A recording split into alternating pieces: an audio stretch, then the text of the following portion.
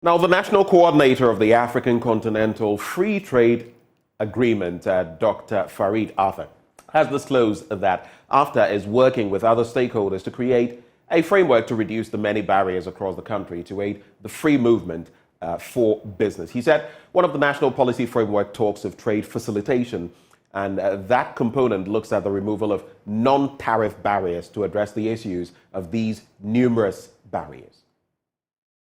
AFCFTA has begun some awareness creation to get businesses understand the need to take advantage of this business opportunity. So far, the coordinating office has held 9 regional conferences and stakeholder engagement on the implementation of the African Continental Free Trade Agreement. Speaking on the sidelines of the conference in Tamale, the national coordinator, Dr. Farid Arthur, said they were working to reduce the barriers on the road, but also mindful of the country's security. The trade facilitation component looks at the issues of removal or rationalization of non-tariff barriers. Some of these barriers are necessary. You know, the issues about security and other things in the region.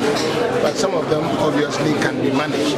And so we are undertaking various studies, and we are working also with the various stakeholders, including the customs, the immigration, national security, to determine a framework for managing these barriers so that we don't have them unduly. We don't want to remove all of them because of the risk, but we also don't want to have them unduly hindering trade across our border, across our country, and across our borders.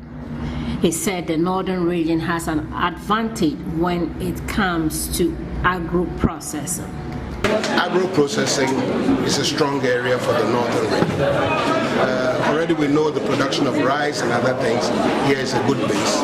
But we also know about shea butter. Shea butter is one of the well-known products from Ghana, and it originates from here. However, the threat that the presenter pointed out is real. This cutting of shea trees and other things. If we do not have a specific program to nurture the production of shea butter, we could lose that advantage. And Senior Advisor Monetary and Evaluation Alhaji Yakubu Yusuf, on his part, said they're working to help move the country from an import country base to a production one. So there are a lot of things that are happening, a lot of changes that are being made. All that the government of Ghana is doing is to make sure that we increase the capacities of the local manufacturers so that they can add value, so that they can increase production, so that the goods will be available in the market. Do you understand? So that if you have the availability of the products in the market, they can become cheaper and we consume our own goods. Nigeria have been able to consume made in Nigeria rice. Why can't we also do something to consume made in? So gradually we are trying to shift our attention from 100% imported products to products that are locally made. The Northern Regional Minister, Shani Alhassan Shaibu, called on MMDAs and the various institutions to develop logical support frameworks for these businesses.